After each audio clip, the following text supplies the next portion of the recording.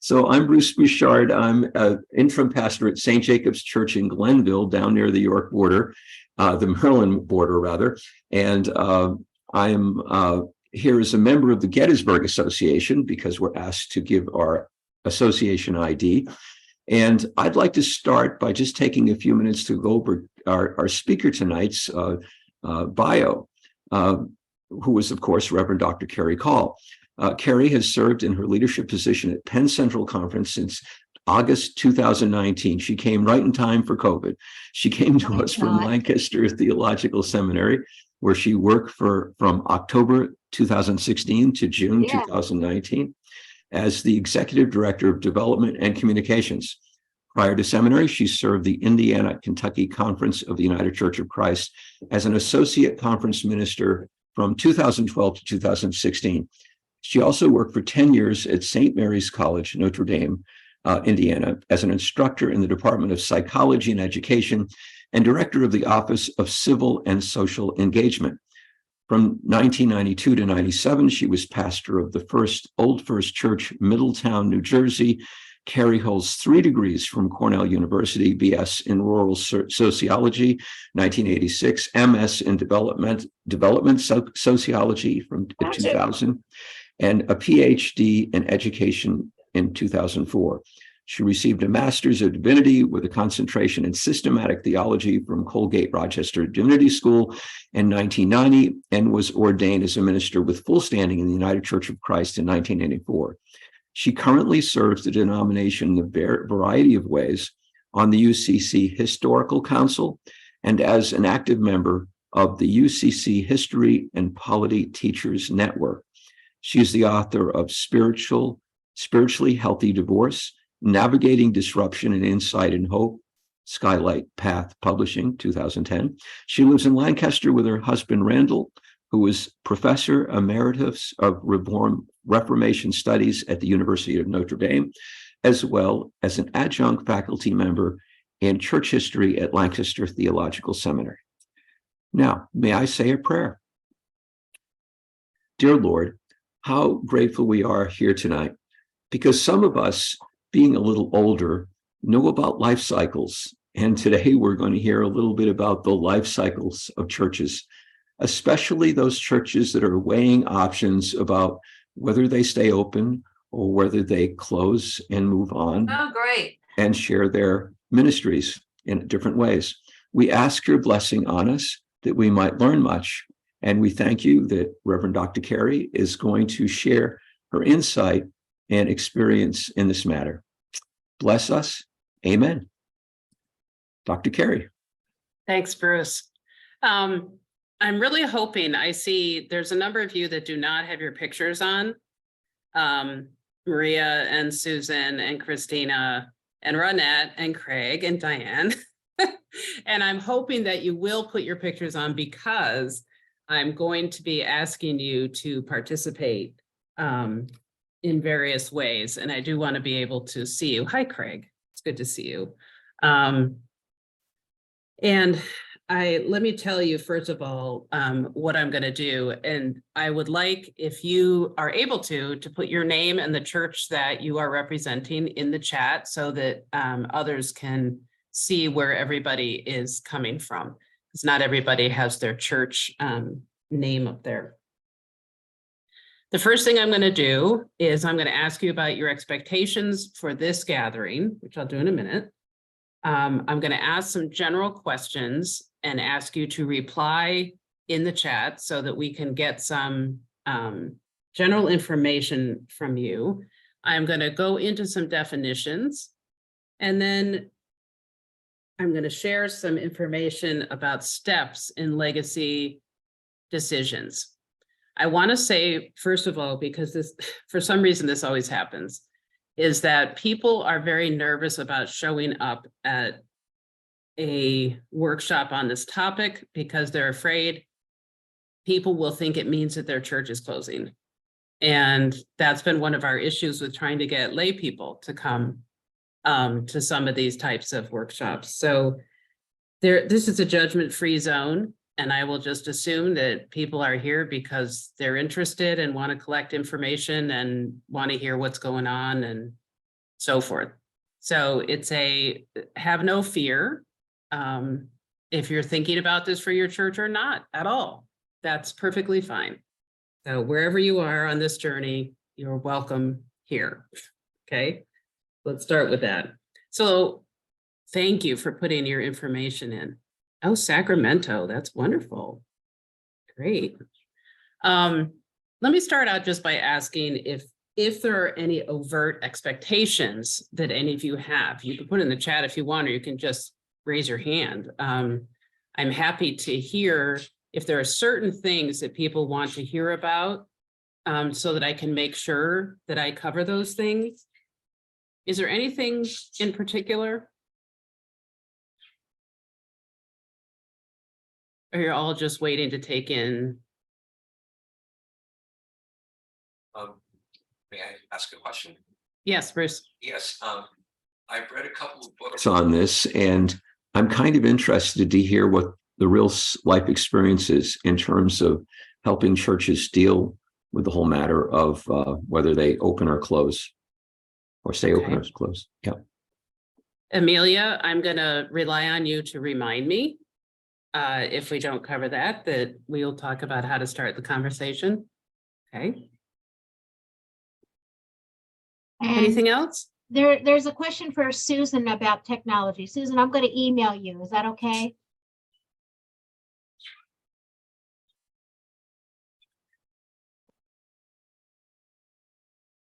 Okay. All right, then what I'll do first is I'm going to ask you 3 questions, and I want you to put the answers in the chat, if you're comfortable doing that. And the first one is this. If one of your church members came to you and said, I heard somebody talking about church legacy. What is that? How would you respond? What do you think the definition is that you might tell someone? Somebody who does not know.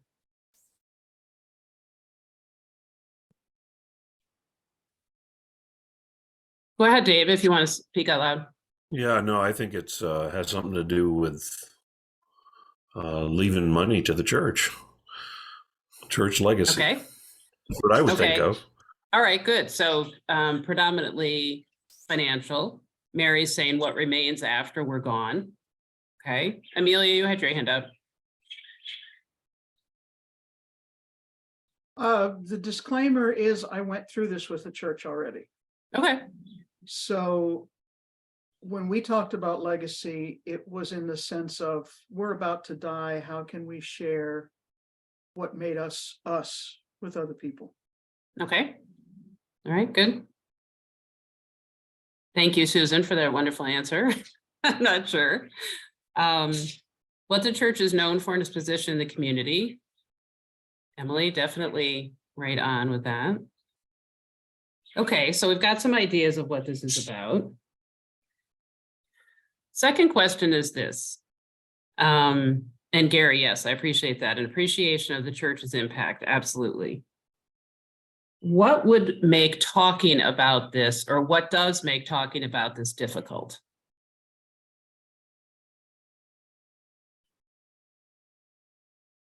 For yourself or for any member of a congregation?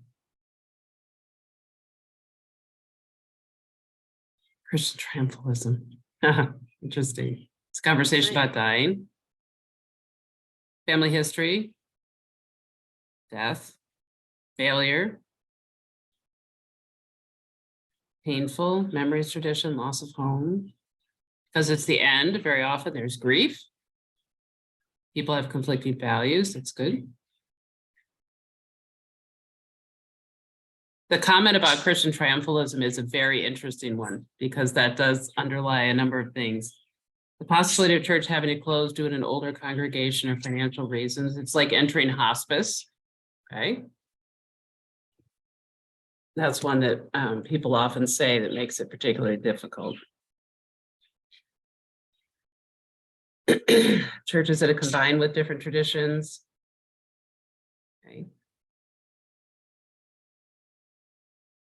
So here's a point of weakness that frightens them. That's a good way of putting it.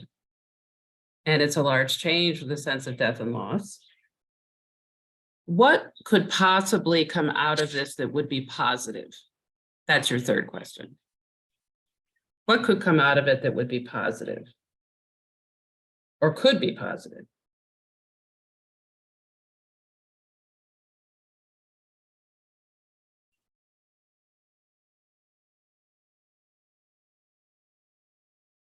New life, identity, common heritage, gratitude, nice. Renewed sense of the most essential. Birth of new ministry. Dispersing money and resources, ideally. Resources and members could find new life. Sense of closure. Our community becoming one, and that's certainly what's happening with Julie. New birth. Relief from the burden of a large church building. Susan, you don't know anything about that, right? Yeah. Okay. Those are good. All right. Now I know Amelia has already named herself for this, but have any of the rest of you been through this? And yes, a building can be a burden without being large. Absolutely. So Amelia, you've been through this with a church. Have any of the rest of you been through this process with a church in some form? Carrie? Yep, actually church leadership was looking at the decline of attendance, resources, and at least some of them felt the church was not going to continue. I didn't see it that way. And I used a decision was going to be made on to whether to continue, merge, or close a Sunday after Easter. Mm-hmm. And so I used the Lenten season to talk about the possibilities and where our loyalties lie, the impacts we've had. And then on Palm Sunday to talk about Jesus going into Jerusalem and having a choice, and then talking about the choices we had and laying it out. Many of the congregation thought that merging was the way to go, but from their perspective, that meant the other congregation was coming to us.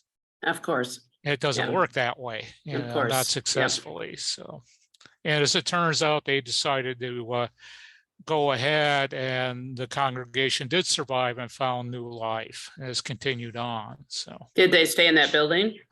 While I was there, they did.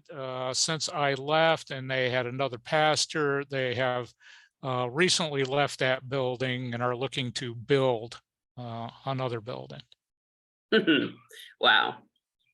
We don't hear a lot about church building these days, as in literally building new buildings. So it's unusual. Oh, thank you for that, Gary. Appreciate it. And Amelia, you've been through this before. Okay. Well, let me talk to you about some key concepts as we go. And I please know that lest I sit here and be a talking head, which is not always that interesting. If you have a question at any time about what I'm talking about or just in general, then please raise your hand, either raise your hand in your box or raise your hand, use the little emoji hand. Because I'm happy to answer questions and engage in some conversation as we go along. So the way that I'm going to talk about legacy is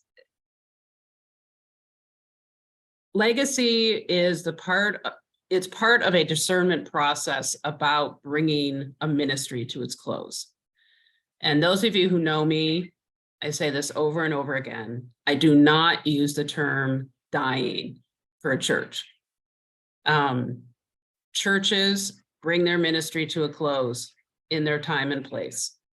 But the Christian church is the resurrected body of Christ. So we can't really talk about churches dying. We can say that it's time for a ministry to come to an end. But I don't want us to talk about dying, although I understand very, very well why it feels that way. Okay. which is part of the reason why legacy conversations are really important. So this is about bringing a ministry to a close and what kind of legacy gets left when the church closes. That legacy might be financial. It might be assets, built properties. It might be items that were part of the church. There's lots of different ways to understand legacy. And so we'll look at a couple of what those are as we go through this. It's not just financial, but it can be financial. There's a church I worked with in Fort Wayne that sold its building. It actually had a new building. It was built in the 80s. It was a gorgeous building. And they sold their building and they took the large amount that they got for it, and they did not endow the conference. That rarely happens anymore. But they did endow the community foundation in their area. And that provided the money in perpetuity for the food ministry that that church had been engaged in. So that was part of the idea. That's a legacy. And the legacy is that ability to feed people into the future. So I don't want to think about it as a funeral, while also holding that we have to recognize the grief, because there is something that is dying that is happening. But it is not the church per se, okay? It's even more complicated than that. And it involves very careful thought about why we're moving in that direction, what it entails, and how to actually do it. What I thought might be helpful, though, is to start with, how do you discern, or how do you know when your community is entering a phase where discernment about legacy is needed? Like, how do you know when the time has come to actually talk about this? And this one tends to vary from church to church, but it's best to start talking about it now, because I'm going to give you an example. I'll give you two examples of churches and the way that this was approached. One church, which was in Indianapolis, had a pastor who was somewhat near retirement, 5 years out. And it just so happened that they had about enough money left for 5 years of ministry. And they sat down and had a very intentional congregational discussion about the fact that they had 5 years left, that Greg would probably be eligible for retirement in 4, and what were they going to do about it? And they made a decision to go all out. They were going to use all the money that they had left. They were going to take it right to the wall to do as much mission work as they possibly could in the time they had left. And it was a small number of people, but this was 5 years out from when they were going to be done. And they just went in, and it was very positive. It was really an incredible thing. Contrast that with a church that was in Wabash, Indiana, that one day at work, I got a call and somebody said, I'm calling from the church in Wabash, and I think we probably need to talk to somebody because we have $5,000 left. And they had a full-time pastor who lived in a parsonage. And so I went and talked with them, and I said, now's really the time to have this conversation about, what it means to bring this ministry to a close. And they said, we're not willing to do that. We're not going to do that. We're not closing. And I said, okay. I said, why don't you give me a call when you have $1,500 left in the bank? And I waited. About 3.5 months, and they called. They said, okay, we've got $1,500 left. And I said, all right, now you realize, don't you, that you have to make a decision. And they agreed that now was the time. But it depends on the personality of the church, but it can be very hard to acknowledge that you're anywhere near being ready or that you have to do this. I'll give you a couple other examples in a minute. But let's look at some of the main ways that you can tell. The first has to do with financial. I see somebody has put, Susan put in numbers attending worship. We'll definitely get to that. Amelia, go ahead.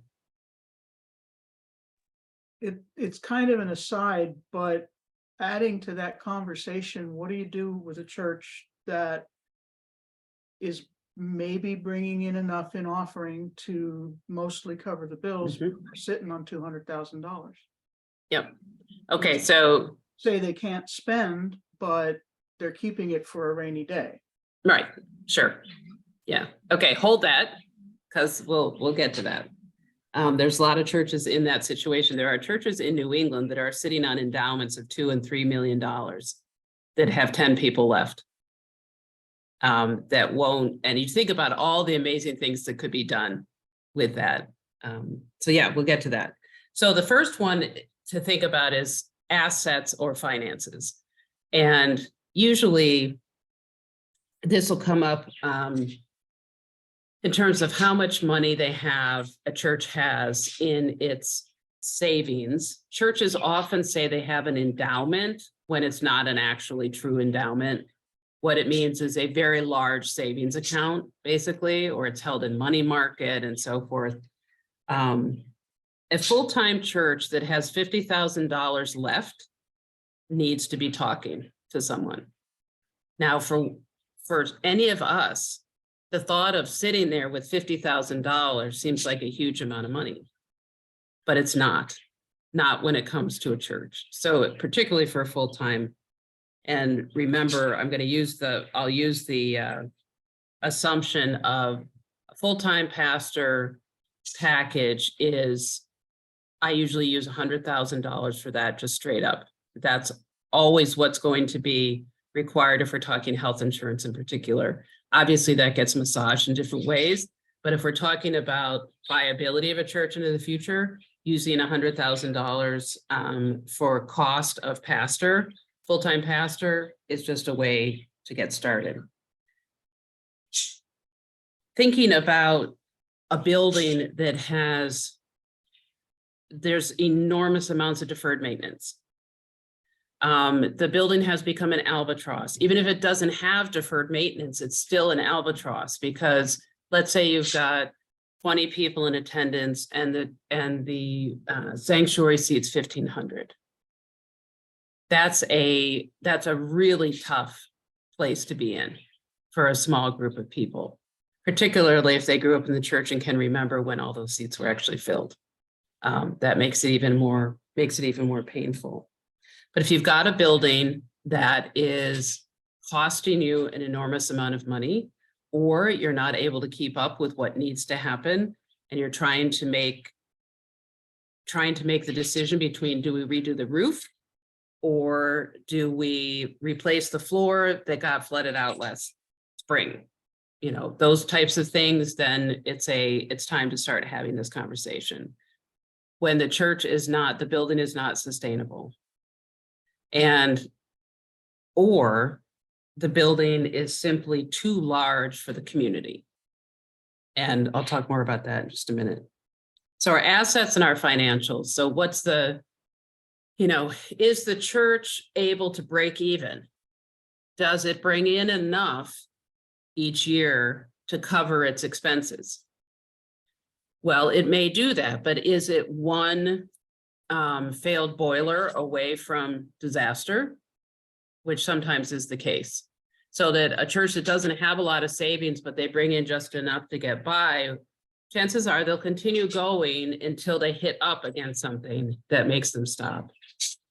The church you're talking about, Amelia, with the endowment, I'll get to in just a minute. So most often, the churches that I work with who are having an issue with or coming to consider legacy, it's financial. It's financial, or it's a building. It's their building that they can't support anymore. And it looks like we have a thunderstorm coming through, so I'm really hoping that we don't lose our power. We lost our power earlier today for like 1 minute and it threw off all the meetings, so. The second piece is on membership. And membership might be seen as the number of people who are there on Sundays, so attendance, number of people attending worship is usually a pretty good indicator of that, particularly now after COVID, how many people are actually showing up.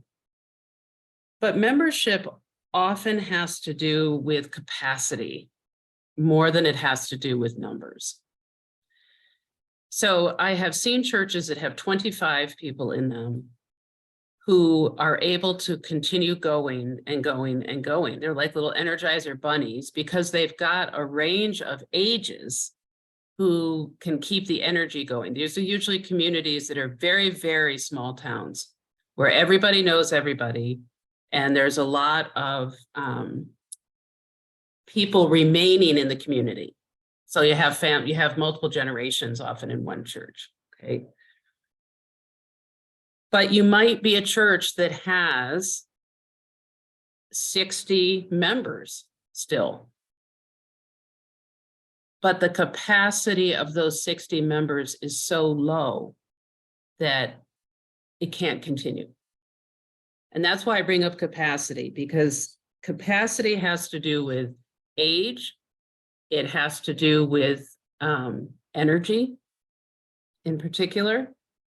It has to do with sort of a wherewithal and leadership skills. There was a church in LaPorte. I'll probably use LaPorte a number of times as an example, but the church in LaPorte still had 72 members when they closed. And they closed because they had had a major conflict. And we'll talk about conflict in a minute. But what that conflict had done was it had completely drained the leadership of the entire church, so that they no longer had a capacity or any desire to lead the church, to be part of the church. They also had a building that had enormous amount of deferred maintenance, but it really had to do with the capacity of the leadership to continue, and they just didn't have it. They didn't have it anymore. So that's part of what I mean by capacity. Small congregations can have a lot of capacity. It doesn't have to do with numbers. It has to do with energy, human resources, leadership, and so forth. And it has to be evenly distributed, or relatively evenly distributed, so that you don't have 20% of the people doing everything and 80% doing nothing. The leadership, in order to be successful, has to be shared over enough of the congregation so that you don't have a little nub of 20% who then not only do they become exhausted, but they become resentful because they're doing everything and they're tired. They're really, really tired. One of the things that happens in that kind of situation from time to time is that you'll have a congregation of, say, 25 to 30 people, and everybody's really tired. And most of the people know that it's time to talk about legacy planning, but you'll have 1 or 2 people who are so devoted and so energetic and so eager to keep things going. And because the other people in the congregation are either afraid of them, which does happen, or loves them, they won't follow through. They'll say, okay, we'll do this one more time for Mary's sake, you know. And while Mary's getting everybody trying to get everybody energized, which doesn't understand why nobody's doing anything and so forth. And one of the hardest things for congregations is to be truly honest about what they have the capacity for. And yes, you can love them and still be afraid of them. But that fear of upsetting people is a big one. So assets and financials, got some financial stress going on, membership, and the state that the members are in is a second piece. to be watching for and to be looking for. The third is one that sometimes people deny is actually happening, but it's demographics. And if you're in a community where a small community where the primary industry or employer leaves, that can have just an absolutely devastating effect on church membership. And it doesn't have to do with how good the church is, for example. So in Dunkirk, Indiana was founded in the early part of the 20th century as glass manufacturing area, multiple glass factories, and producing glass for Kokomo glass, which did a huge number of church windows for years and years. And all of those glass industries and everything that helped support them meant that Dunkirk was a place where the church, when it was in its heyday in the 1920s, had over 135 people in their Sunday school. So it's that kind of a church. And what happened was we got to about the 1950s, 1960s, and the glass factories closed because of cheaper goods from elsewhere. And the people in that town literally drained out of it. And there was no ability to recover at all. And now the town is largely shuttered. There was no way the church could keep up. And by the end, it had 12 members who were all over 80, including the pastor who was 80. And that's a situation when this conversation has to happen. And most of the time, they're aware of it, although denial can be very strong. There can really be a belief that we can do this, but the demographics can actually be strong enough to go against any personal wherewithal people have. So where I've seen this happening in our own conferences in coal country, and that's been really difficult. Churches that were built in some of these coal towns that are enormous, that were huge, that have dwindled so much, and the communities are very depressed. And so the church ends up there too. The other thing that can happen with demographics is that the community around the church changes drastically from when the church was founded. I've worked with a number of churches that have done everything in their power to engage the new community as it forms around them. The church has become a commuter church. So everyone who comes to that church lives outside of that community.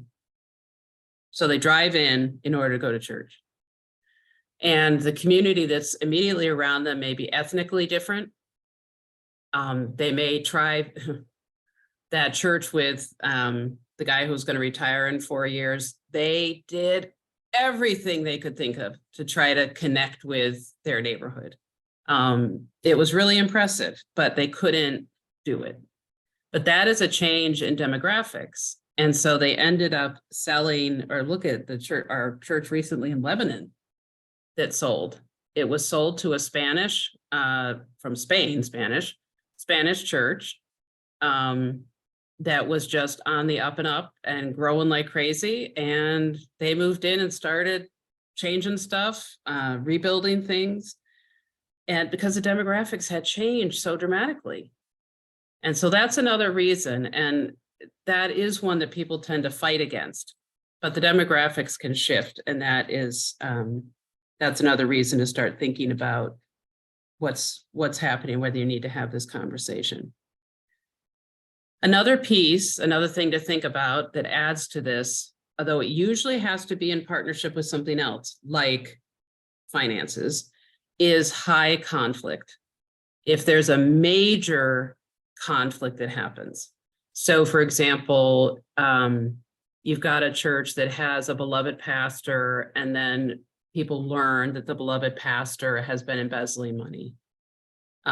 This just happened in a community in Indiana, and that was absolutely devastating for that church. Just emptied it right out. So that kind of conflict, or there's a long running familial conflict that just cannot be solved, even with mediators and so forth. That can also be something that brings about a closure. And then the last piece is one that is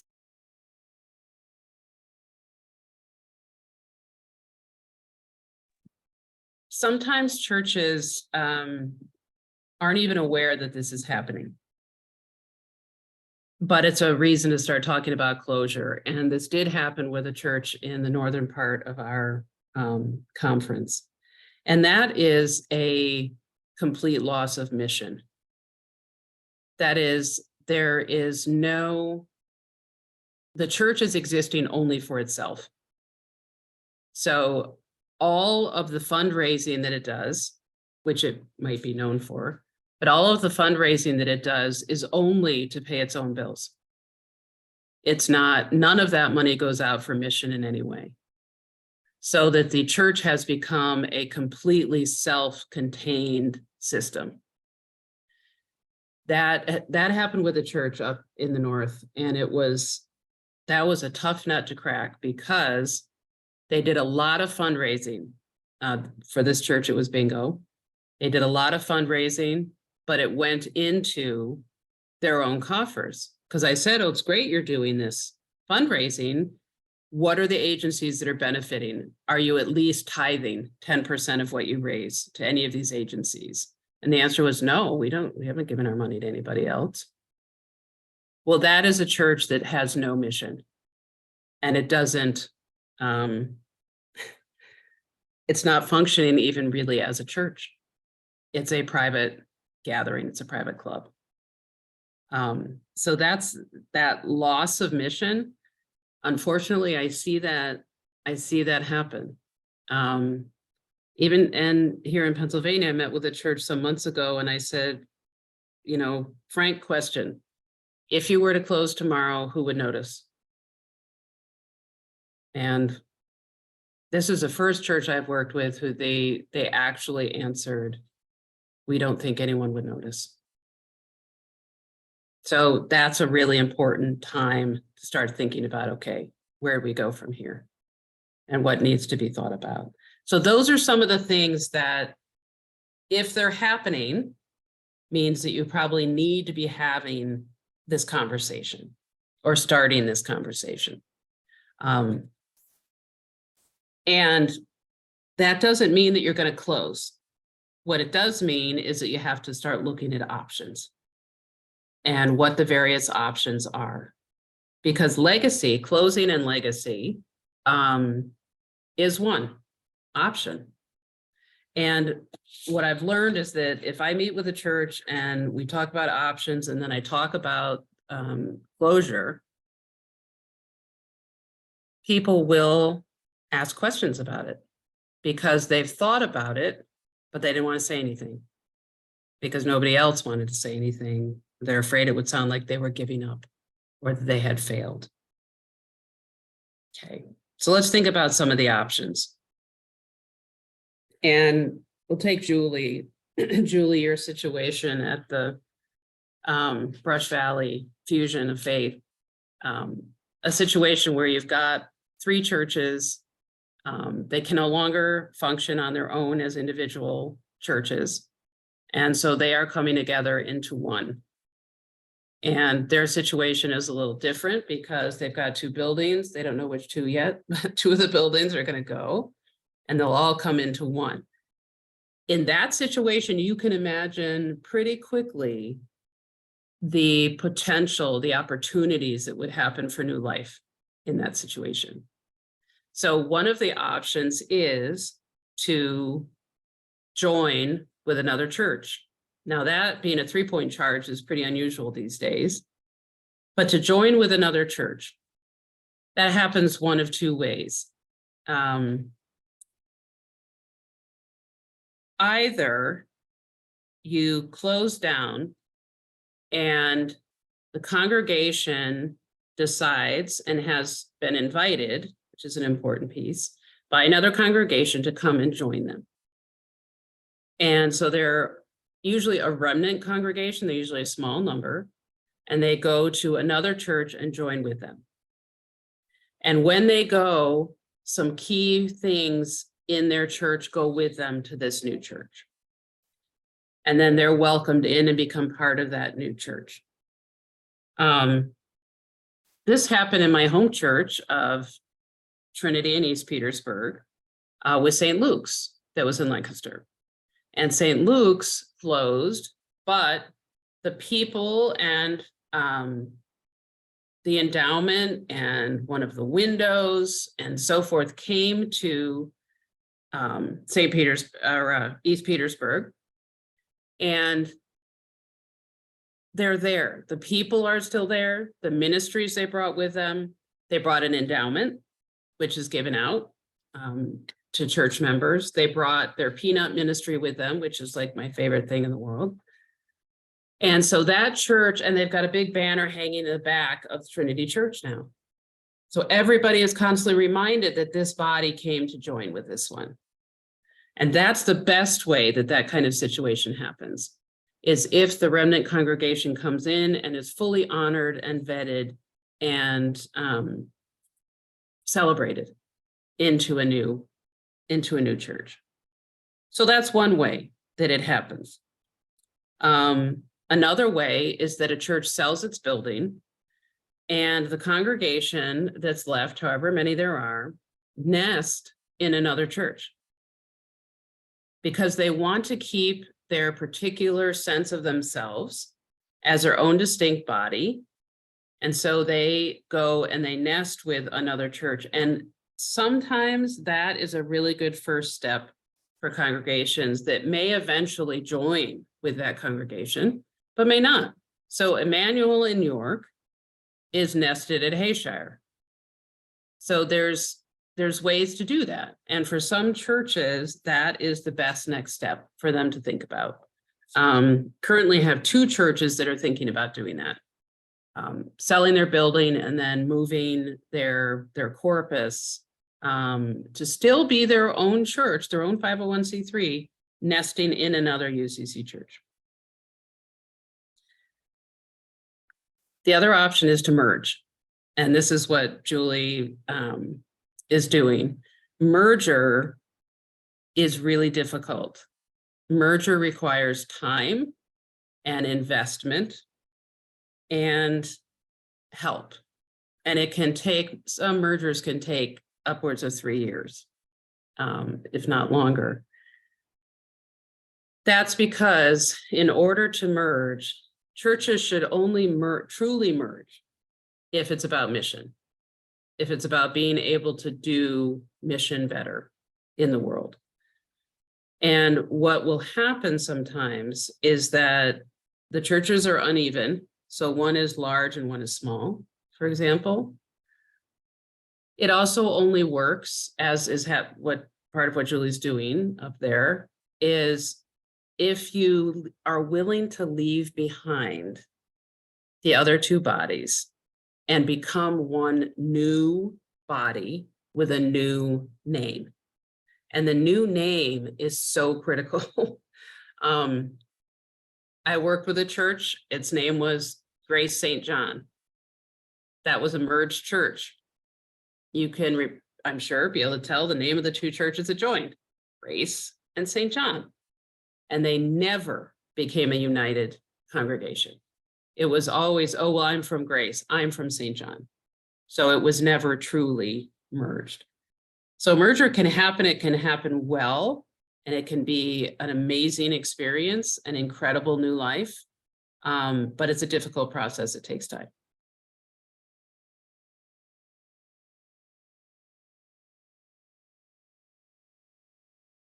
Sharing a pastor is another option. We have a lot of churches doing this right now. They're sharing a pastor. We have actually, interestingly enough, we have churches that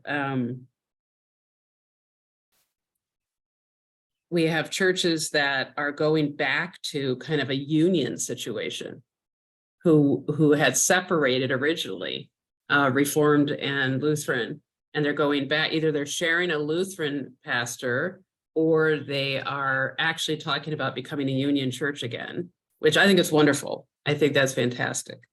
But sharing a pastor is a very common thing for churches to do who have become smaller churches and they're close enough to another congregation that they could envision sharing relatively easily. And then something is drawn up and it usually allows a pastor to have a full-time position. And it keeps the churches afloat. And that's often a really good option.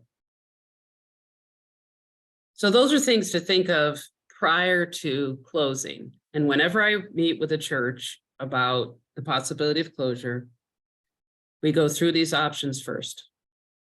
Is there any possibility for these things?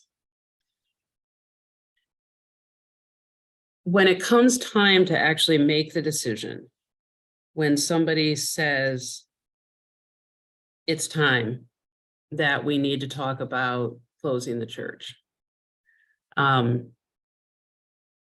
there needs to be a lot of conversation around that, and it needs to be dealt with very carefully, because it is rare that every person feels the same way about closure. Often there'll be a core that will say, yes, we need to do this. And then there'll be those around the edges who say, no, we don't have to do this. I don't want us to do this. I don't want this to happen. And we may not want it to happen, but it may be what has to happen. And the question then becomes, how do you open up that conversation?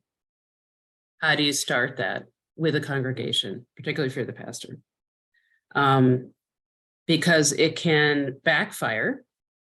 I have known clergy who have tried to talk with their churches about it, and the church says, all you're here for is to close us down.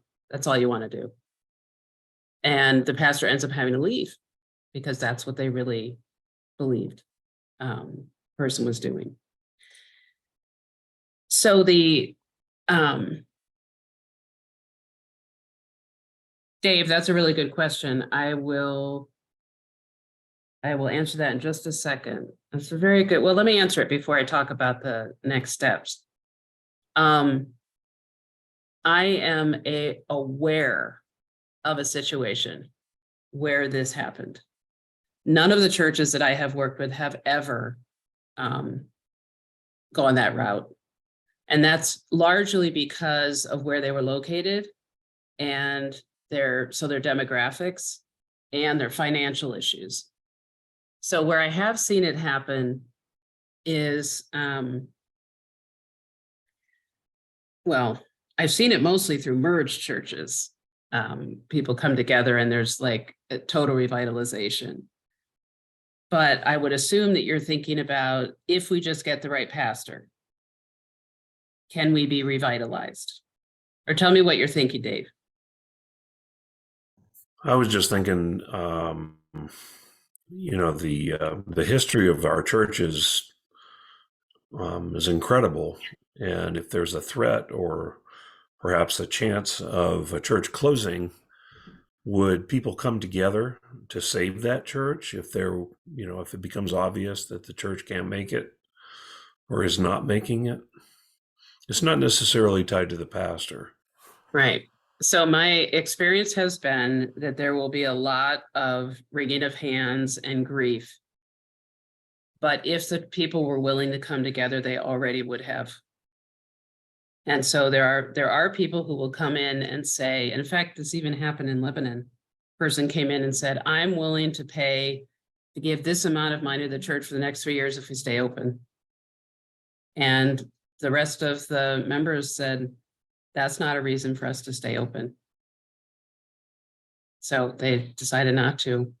It's rare because most of the time, by the time I talk to them, it's too late. Well, talk about the other situation then with a new pastor, the Savior pastor. Yeah. So there there was one church, and two things happened that made this possible. And I see your hand, Amelia. There was this very small church had it in Indianapolis. It was on a main street, so it was on a very valuable piece of property. So it was on a corner of a main street in a retail district. It was very odd. It was like this, this old church that just sat there amongst all these other things.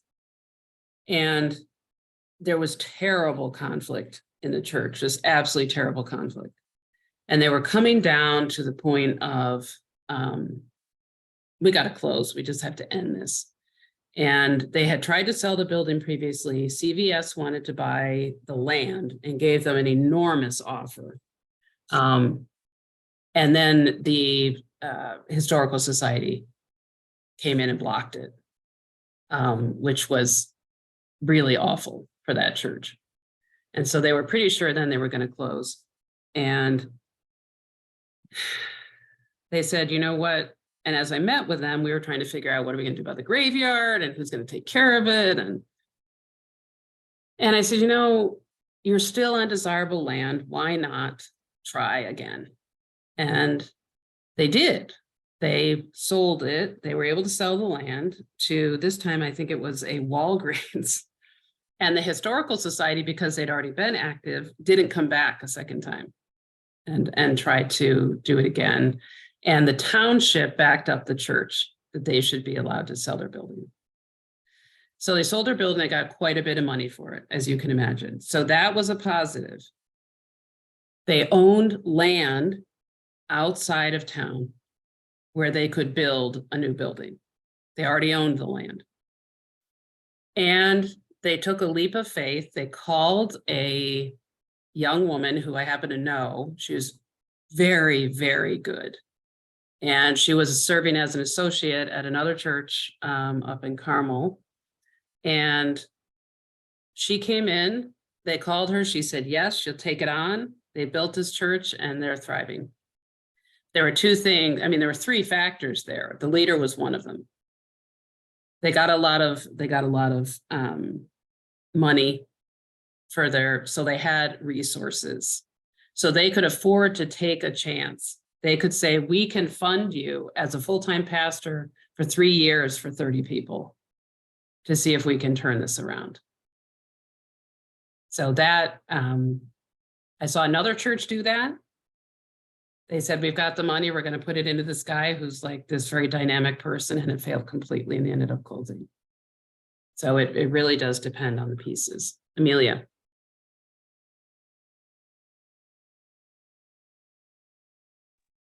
To your point about the person who came in with money and said, I'll fund you for X number of years.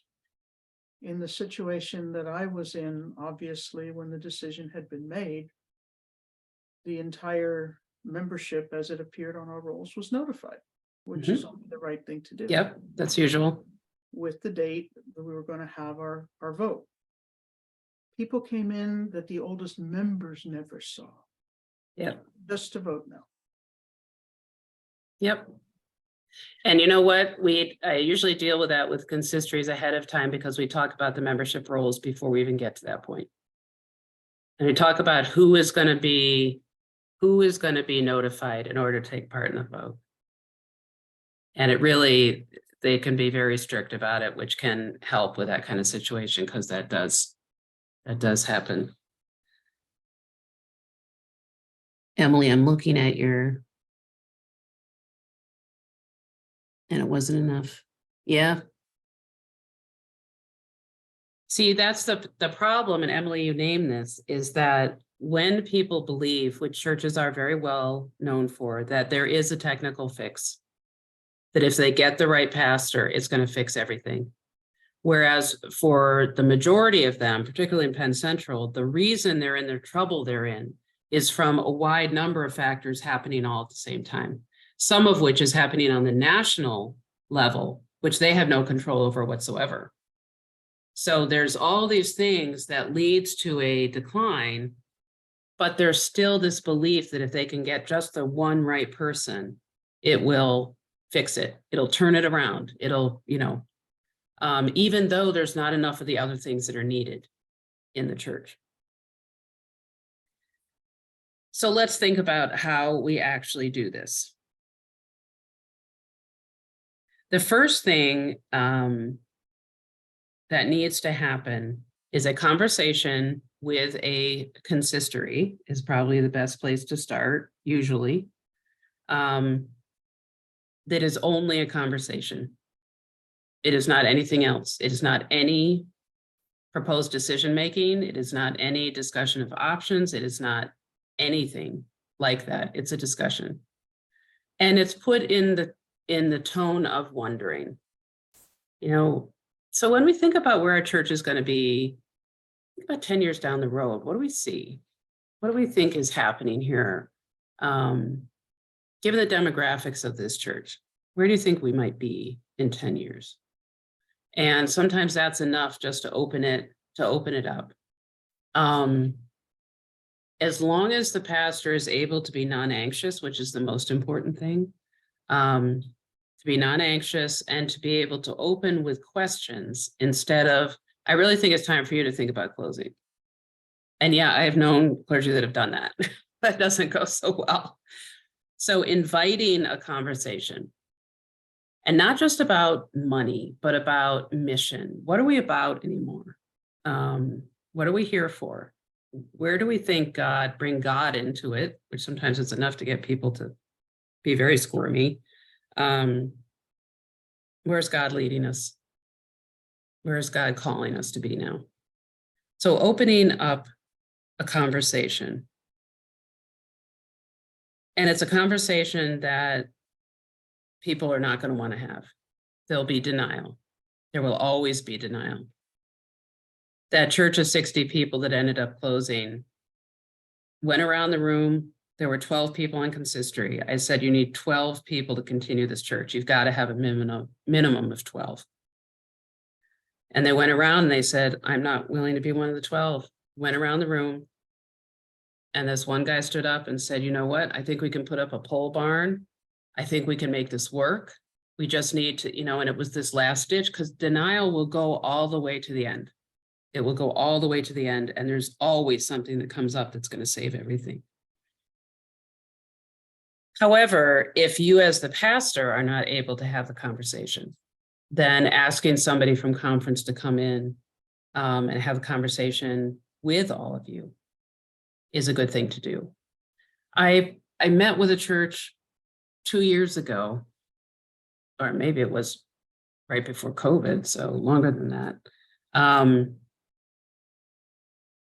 And I was sure that they were ready to make the decision to close.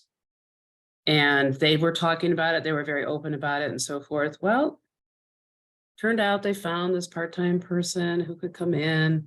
And so they're going to keep going, and they'll go for as long as they can, because that is the way it works, is that it's rare for a church to act before it has to. It's very rare, which is why I commend what you're doing, Julie. It's very, very difficult. So asking conference staff to come and talk. Somebody needs to be responsible for collecting quantitative data to be able to show, because quantitative data does help. It doesn't always help, but it helps. For example, the conference can get you an 11-year report. Does everybody know what an 11-year report is? Okay. The 11-year report is something that is put together. It's compiled out of national from, this assumes that you're doing your yearbook data, that you've updated your yearbook data each year. The 11-year report will give you the trends over the past 11 years of your attendance, your baptisms, your funerals, the number of new new members you've brought in, what you gave to OCWM, if anything, where your finances have been, and so forth. And sometimes those can really pull people up short. They'll be surprised. They don't realize that they're in that kind of a situation. That did happen in one of our churches recently with an interim who's very good, just laid out all the facts, and it was pretty shocking for people in the church. They were pretty upset, but it was because it was information they didn't want to see. So the quantitative data, and what has to happen is that the council or the consistory has to make the decision first. And that may take months. And I've worked with churches where it's taken months. Until they finally get to a place where they say, okay, we're all in agreement that this needs to happen. And once they're all in agreement, then they have to tell the rest of the church, as Amelia said, then you tell everybody else. And the mailing list is another thing we can talk about another time. Because then you have to call a congregational meeting. And you call the congregational meeting in order to have the congregation hear a proposal from the consistory and then vote on it. Now, what can happen before that is that the council meets and wrangles for a number of months. And then the council calls a congregational meeting and we just have a conversation. They say, here are the facts, here's where things stand. Here are some of our options, possibly. Now everybody leave and go home and think about it. And then they call another congregational meeting where a decision is made. And if it's definitely happening, then the consistory or the council is the one that puts together the motions that will be presented to the congregation. There's a motion to end the ministry of the church. There's a motion for the final worship service, when it's going to happen. There's a motion for what's happening with the assets.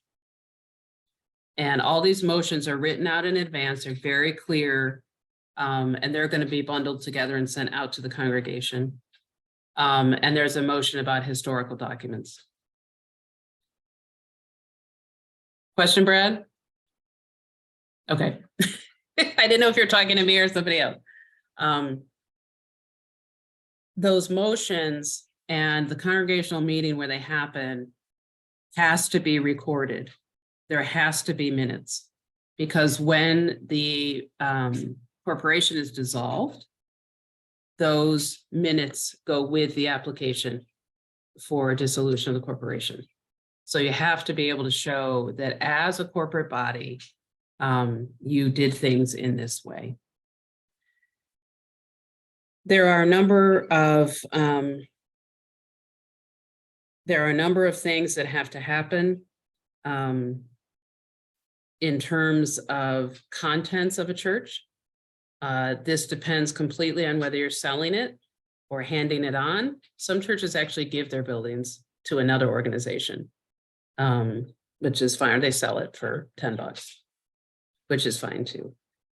But the dissolution of the corporation is the very last thing that the church is responsible for doing. So usually what happens is that a consistory at the congregational meeting, the consistory will propose that certain people, and they'll name them at the time, will be the ones responsible for this group of people is going to take care of the contents of the building. This group of people is going to take care of the sale. And they are given the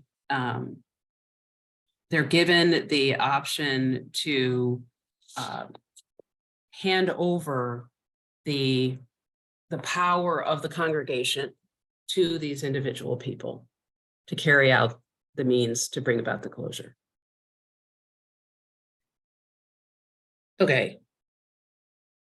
I'm going to stop because I have more stuff, but I don't want to say any more stuff before I hear some of the questions that you all have, particularly if I'm not answering something that you wanted to know about.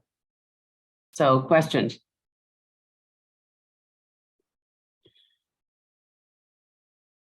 And Emily, I appreciate your comment about can't argue with data, because I'm a total statistics nerd. And yet it's unbelievable how people will argue with data. Unbelievable. Yeah. Okay, Christina. This is like all really complicated. Is there like a Mhm. manual on how to do all that? Yeah, and I have outlines. There's the manual that Amelia's holding up, which is the legacy manual. And the legacy manual can be complicated in itself. So it's best to have a conversation with me, if you're in Penn Central at this time, so that we can tease out all the particular things that fit just your setting, and then put them into steps and clarify them, because not everything will apply. There'll be lots of things that don't apply at all. So it can be made easier. Especially for small churches, it's actually not that complicated. It's not that complicated. Other questions, comments, or reflections? I'm wondering what you're speaking to a pastoral role primarily. What does one do if one is a lay congregant who observes something that makes one think that perhaps this is a moment to be having this conversation, but the conversation isn't happening. You know, what who should I be seeking out consistory? Yes. Should I leave this alone? Go to another church? Like, what do I do? Okay. So, well, there's a couple of ways to respond to that. Okay. The first is that if you have an ally on the consistory, that is somebody who you trust and who you feel is with it and, you know, aware and so forth, talk with that person first. Yeah. And then if you get confirmation of what your concerns are, then ask to be put on an agenda for the next consistory meeting and invite the consistory into a conversation. But yeah, you gotta, if you have a concern, don't cut and run yet. I get that, and that happens a lot, but far better to at least bring it to their attention so they can determine whether they're going to do the right thing and actually listen to it and talk about it. So yeah, find an ally. Yeah, part of my concern is that what I see in my home church is a big lay flight, you know, just And what's underneath that? That's part of exactly. you got to tease like that apart. I got ideas, but I can't do it by myself. Well, and that's a great question to bring to council, right? Yeah. Is to say, you know, I've witnessed this, so I'm just wondering if any of the rest of you have thought about why is this happening? Yeah. And what do you think is possible to do about it? Because a lot of times people are noticing things and they either deny it, they make excuses for it, or they just ignore it. So getting the conversation started is often the piece that has to happen, and other people will join in saying, you know what, I've been wondering the same thing. Thank you. Fear not. Other questions about how this works? Go ahead, Susan. So, you've been talking a lot about the mechanics, which is really helpful. Can you speak to the spiritual nourishment of the congregation while this process? I'm kind of thinking of Elizabeth Kubler-Ross, but how do you deal with the spiritual nourishment of the congregation while this is ongoing? Well, there'll be a couple of different things happening at once. Some people will feel very relieved and they'll be like, okay, I'm going to lead this process and here we go. And they might move more quickly than other people will. Meanwhile, other people are deeply grieving and need need opportunities to gather together, preferably with a meal, where they can share memories, they can share their grief in a way that is totally authentic, you know, asking what are the best memories you've got here, and what are some of you, particularly with people who've grown up in the church, what are things you remember from when you were young, you know, and they, those can be really powerful conversations that raise up a lot of that. Oftentimes in churches, at least in this area, the people who remain at the end are the people who've been there their whole lives. And they just are so loyal. It just breaks your heart. I mean, they're just so loyal. And so finding ways to create fellowship opportunities for those. It's also a great way to collect stories, which might want to be recorded, depending. Asking people to bring mementos. Some of them have pictures from when they were young in the church. There's different ways to create events that have more of that sense of spiritual care and prayer, and being very intentionally prayerful about the times together. And the thing that I have found to be the most effective is focusing on gratitude. So thinking about all the things that we have to be thankful for, that this community has been what it's been for all these years, and being able to name them, taking pictures of them so that people can have those images if they want them. There's all kinds of ways to speak to that, but the gratitude, the switching the focus to gratitude is a good way to move people in a more healthy spiritual direction than in the I've lost everything that I've ever cared about. The church in Lebanon that closed during the pandemic, the two people who were leading at the end were both fifth generation. One of them was fifth generation, didn't want the church to close at all. That's the one who offered the money. The other was fifth generation and said, we have to do this because we're just not able to be who God needs us to be. And so the generational piece can vary. So if there's multiple generations, if somebody's like the fifth generation person, it doesn't necessarily mean that they will be the one who's holding on the tightest. But they're still very loyal, and they can help the others come to terms with things. I don't know if that helps, Susan, but I certainly would, I'd certainly sit down and talk through a bunch of different possibilities, because there are really good ways, I think, to be able to do that. Amelia first, and then Martha.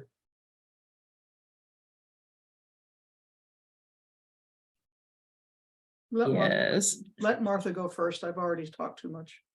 Well, you didn't. Okay, you have already talked, but you have not already talked too much. Okay. None of that automatic put down. Okay, Martha. Well, I appreciate that you shared about the gratitude and the feelings that people have when they share their stories, but I'm trying to think of the scriptures that inform such reflections, because ultimately that's the place where the people celebrate, and that's within the worshiping community, and that is the powerful symbolism of the faith. What kind of, I was trying to think in my mind what Jesus would have said about, but then he didn't so much talk about the church other than his followers, but then I'm trying to think of what scriptures inform such celebration, because I know it's the death, but I know it's a new birth. All the time it's a new birth. Every time the church goes through a change, it's like birthing pains, like Revelation. Well, I've been using, I actually tend to use more in Paul's letters than I do directly out of the Gospels, because Paul has a number of instances where Paul expresses great gratitude for the people in the community that he's writing to. And none of those communities are still here. So I like drawing on him because he does focus very much on being thankful for the people there. It's a part of the challenge of this process is that, people will say, well, if we're closing, it means we've failed. And they'll bring up scripture that says, well, we built a house on rock. We didn't build it on sinking sand, and yet it's not working, and they'll take it as a personal judgment. And I'm amazed by how many people actually feel that way. Even though I can come in and say, honestly, it has very little to do with you. It really doesn't. It has so much to do with where things are in the wider world. So scripture, yeah, we got to mine the scriptures in different ways for things, but I am using things from Paul, and I have done that. Okay. Amelia. The thing that struck me, and it was similar to what Susan said, but the particular care of the leadership going through this, not just the pastor or the authorized leader, but the lay leaders. It really is like walking through Kubler-Ross's Yes. statements. It's like walking with a family as they watch their loved one die. And I'm not pushing back on your idea of No, you're right. congregation, but it's so similar that the same kind of coping mechanisms can apply, but they don't really. Yeah, Because they can. They can. It really depends, because it depends on the personality of the congregation. Mhm. I have seen a consistory of 12 people make this decision for themselves, for their church, sell their church, and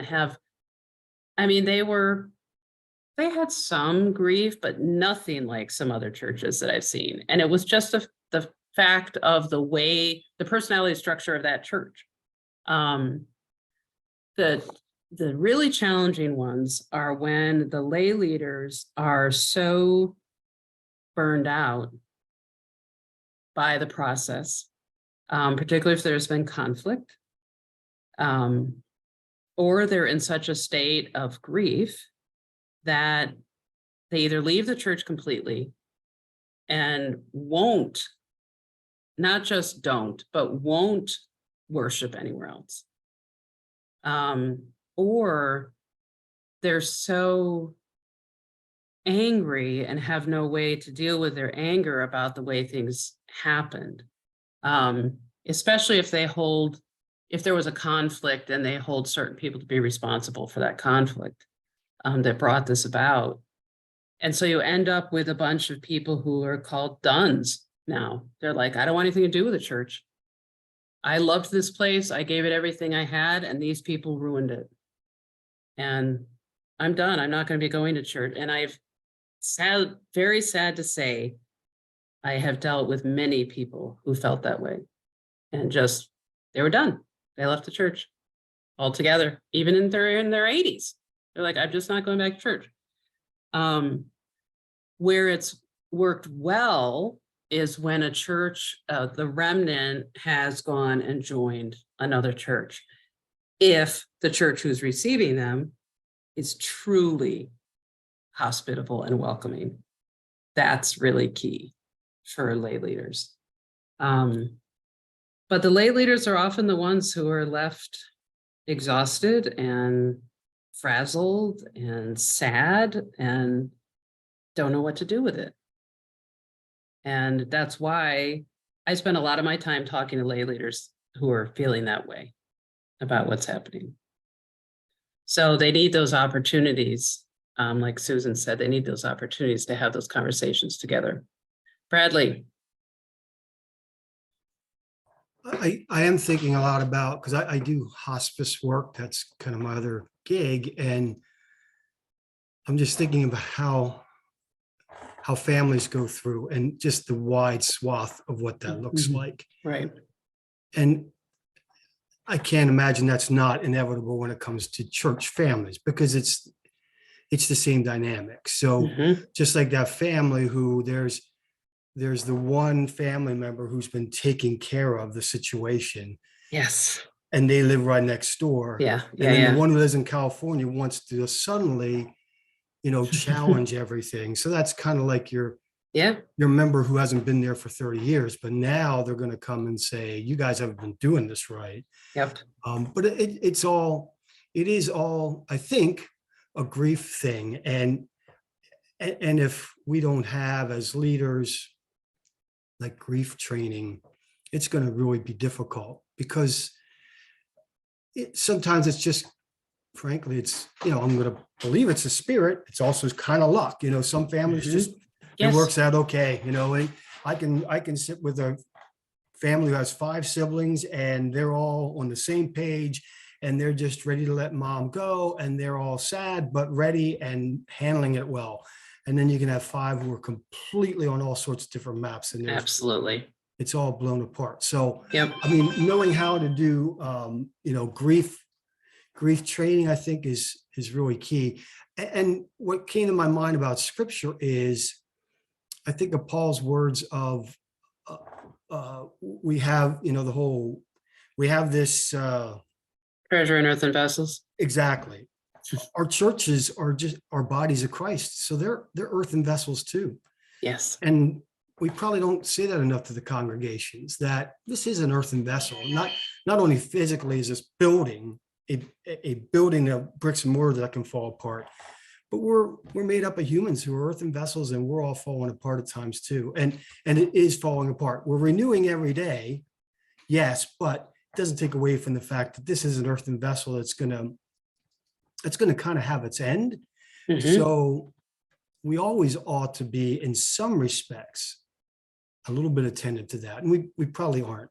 It's just like, I think. Right. And we should be attentive to that all along. We should, exactly. Yeah. I think working in hospice, one of the things I've come to realize is, honestly, and this is going to sound maybe to some people morbid, but in this conversation, I trust it makes sense.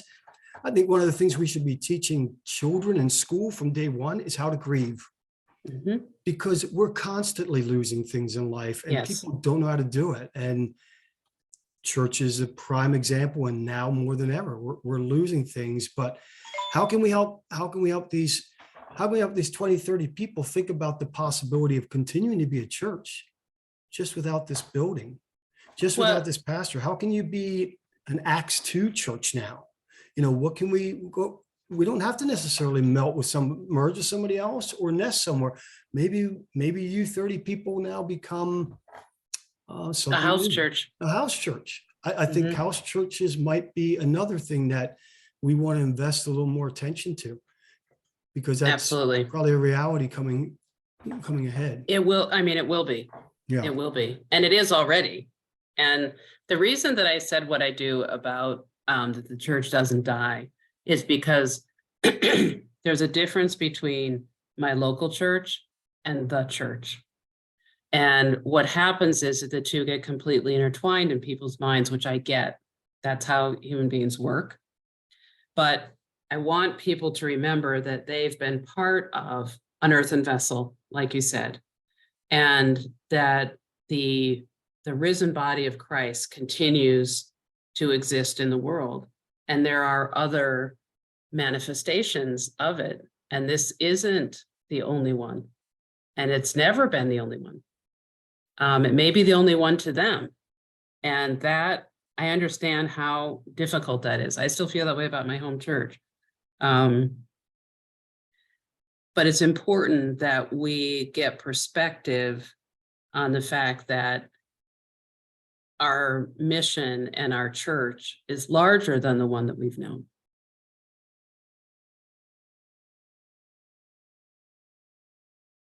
Other questions?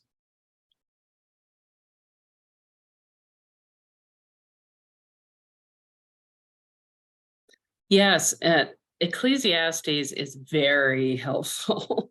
And in fact, a study of the book of Ecclesiastes is a really powerful thing to experience in getting some perspective on things. So has this provided you at least with some of the information that you were hoping to receive? Is there, if there's more that you want, if you want me to come and either talk with you one-on-one, or you want me to come and talk with people at the church, I have a whole bunch of other things that I did not go over.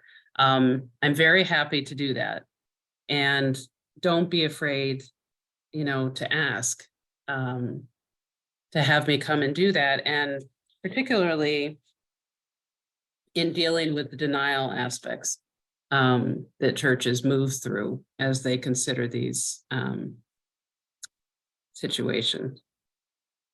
Ronette.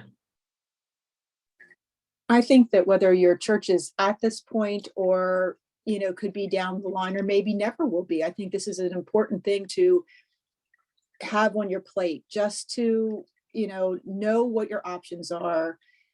Because we don't know. I mean, especially if you didn't learn anything from 2020, this is it. That we don't know what our churches are going to be like 5-10 years down the road, even the biggest churches.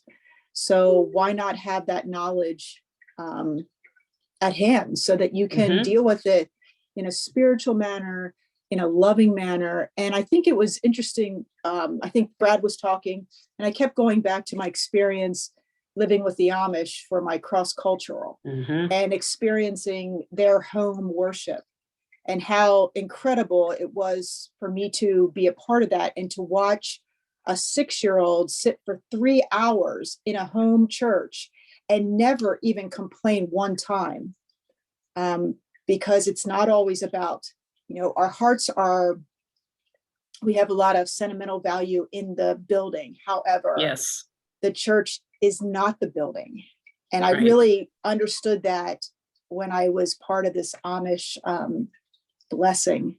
So That's a really good reminder. And they do have a very strong sense of that it's not a building.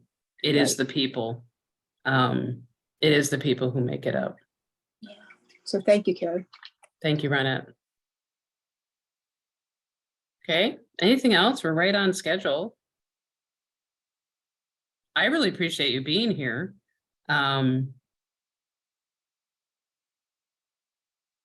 Okay, Susan, thank you. I fear we're being a little like those church people after you've preached your best sermon. They're quiet. And in our faith tradition, I think that's a real applause. Well, because I think sometimes they're quiet because they don't agree with you. That's true too, but that's a different kind of quiet. That's a little angry quiet, you know what I mean? Yeah. So thank you. This has been very, very enlightening. And if the conference passes the Church Futures Commission, I know we're going to need you to guide us in this process of helping churches deal with legacy issues. Yeah, and we will need people. I would like to be able to put a team together of people who are interested in helping churches that are going through this kind of situation. And so those of you who have some of those skills, like you, Brad, may be interested or who have experience, can be called on to help with congregations that are in this place. Because as I've learned, it takes a particular touch. And if they don't get the right touch at the right point, it can just explode. And it's a way too for the conference to really have our church's backs, which I feel really strongly about. Okay. Well, if any of you are going to be on workshop tomorrow night on the Keystone project, then I'll see you then.